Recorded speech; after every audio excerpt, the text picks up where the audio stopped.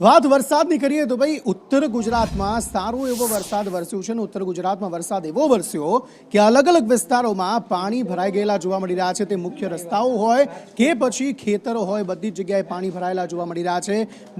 ડીસા શહેરમાં એટલે કે ગ્રામ્ય વિસ્તાર, શહેરી વિસ્તાર પાટણ, આ ઉપરાંત પાલનપુરના ગ્રામ્ય વિસ્તારો, પાલનપુર શહેર, આ ઉપરાંત બનાસકાંઠા, પાટણ, પાલનપુર બસ સ્ટેન્ડ, મહેસાણા, આ અલગ અલગ જગ્યાની તસવીરો આપ જોઈ રહ્યા છો કે જ્યાં જળબંબાકારની સ્થિતિ જોવા મળી રહી છે। કેટલાક ગરનાળા છે તે પણ ભરાઈ ગયા છે, જેના કારણે વાહન ચાલકોને તકલીફ પડી રહેલી જોવા મળી રહી છે।